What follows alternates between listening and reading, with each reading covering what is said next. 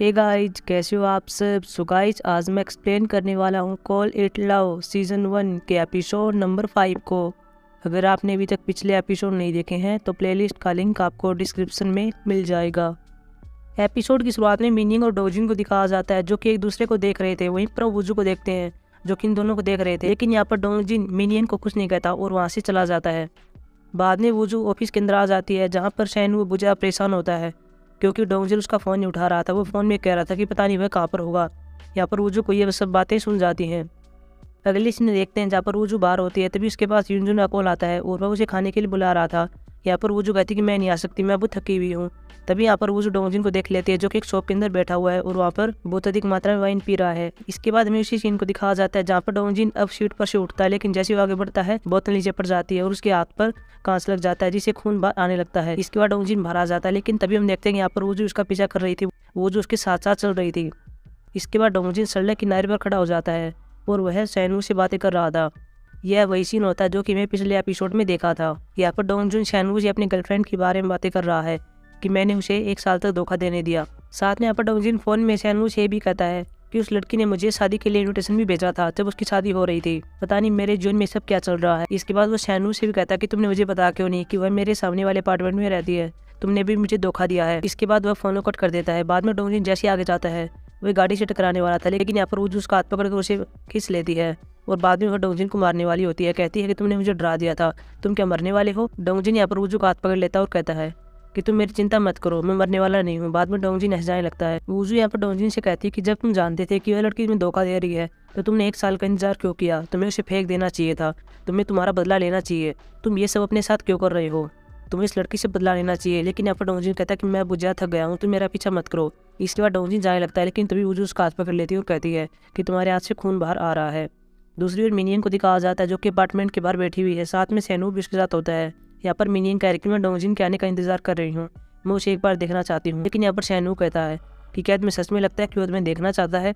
वहीं दूसरी ओर डोंगजिन को दिखाया जाता है जो कि पार्क के अंदर बैठा हुआ है और वो जो जोन फार्मेसी के अंदर चली जाती है और वहाँ से कुछ मेडिसिन ले आती है। बाद में वह मेडिसिन डोंगजिन को दे देती है।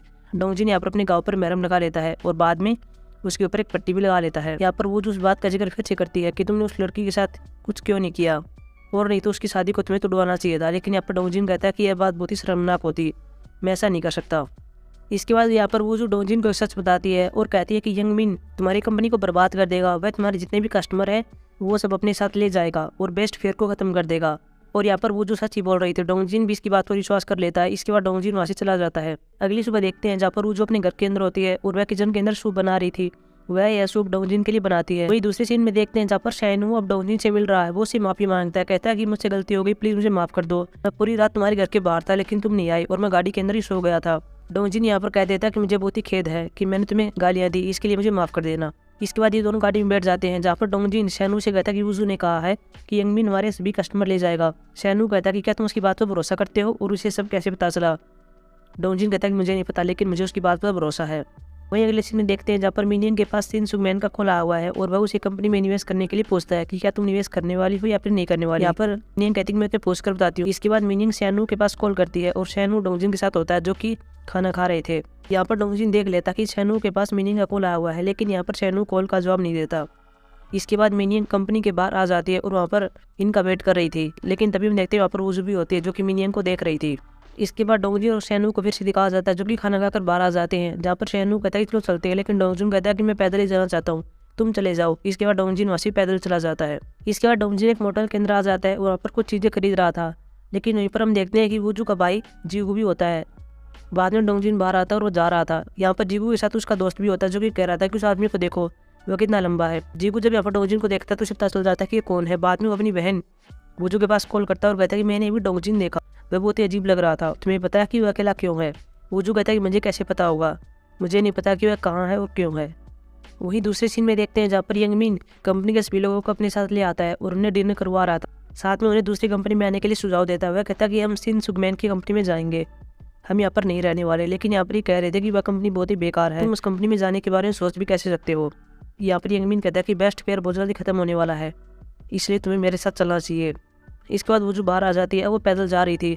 बाद में वो डोंगजिन के पास कॉल करती है डोंगजिन भी पैदल ही जा रहा था और वो डोंगजिन से कहते यंगमिन कंपनी के सभी लोगों से मिला था और उन्हें शिनसुगमैनी कंपनी में आने के लिए कह रहा था।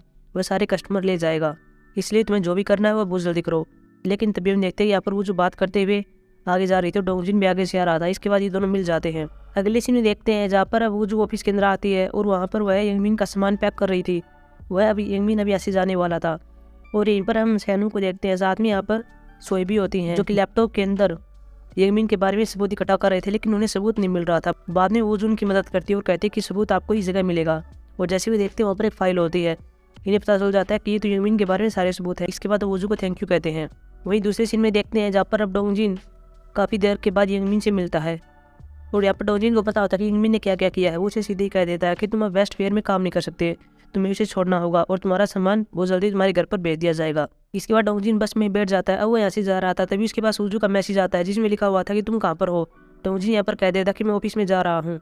बाद में वोजू को भी देखते हैं, साथ में सैनू और सोई भी होते हैं। अभी सभी बाहर जा रहे थे। वोजू कहते कि मैं नहीं आने वाली, मुझे कुछ काम है इसलिए तुम चले जाओ। ये दोनों भी सोच रहे हैं कि यह बहुत ही अजीब बात है कि है यहीं पर रुकने वाली है, लेकिन बाद में ये दोनों चले जाते हैं। इसके बाद वोजू डोंगजिन के पास एक मैसेज और करती है और कहती है कि मैं अभी भी ऑफिस के अंदर हूँ, अगर तुम चाहो तो हम डिनर कर सकते हैं। काफ़ी देर तक यहाँ पर वोजू वेट कर रही थी, लेकिन डोंगजिन नहीं आया था। बाद में हम देखते हैं कि यहाँ पर डोंगजिन तो नहीं आता, लेकिन यहाँ पर मीनिंग आ जाती है। मीनिंग यहाँ पर डोंगजिन के ऑफिस के अंदर जा रही थी। वोजू कहते कि वह यहाँ पर नहीं है, वे जा चुके हैं। तभी हम देखते हैं कि यहाँ पर डोंगजिन भी आ जाता है। वो वोजू को देख रहा था। वोजू यहाँ पर मीनिंग की ओर देखती है। इसके बाद डोंगजिन भी उसी ओर देखता है जहाँ पर वोजू देख रही थी। डोंगजिन को यहाँ पर मीनिंग दिख जाती है। वो मीनिंग के पास आता है। मीनिंग यहाँ पर डोंगजिन का हाथ देखती है और उसका हाथ पकड़ लेती है और कहती है कि तुम्हें चोट कैसी लगी। डोंगजिन यहाँ पर कुछ नहीं बोलता। मीनिंग कहती है कि मैं यहाँ हमारे लिए बात करने के लिए नहीं आई हूँ, मुझे कंपनी के बारे में तुम्हें कुछ बताना है। लेकिन डोंगजिन उसकी बात नहीं सुनता। मीनिंग कहती है कि मैंने कभी शादी की ही नहीं थी, मैं अमेरिका में अकेली थी। लेकिन डोंगजिन का इस पर कोई फर्क नहीं पड़ता। इसके बाद डोंगजिन वोजू के पास जाता है और उसका हाथ पकड़ लेता है और वोजू से कहता है कि चलो चलते हैं। लेकिन यहाँ पर वोजू वहीं पर खड़ी हुई थी। बाद में वह अपने हाथ को छुड़वा लेती है और इसके बाद वो डोंगजिन के हाथ में हाथ डाल लेती है और फिर वह मीनिंग की ओर देख रही थी। मीनिंग भी यहाँ पर वोजू की ओर देखती है। इसके बाद वोजू यहाँ पर डोंगजिन को बाहर ले जाती है और एपिसोड समाप्त हो जाता है। सो गाइस, ये था हमारा एपिसोड नंबर 5। अब हम मिलेंगे एपिसोड नंबर 6 में। तब तक के लिए बाय।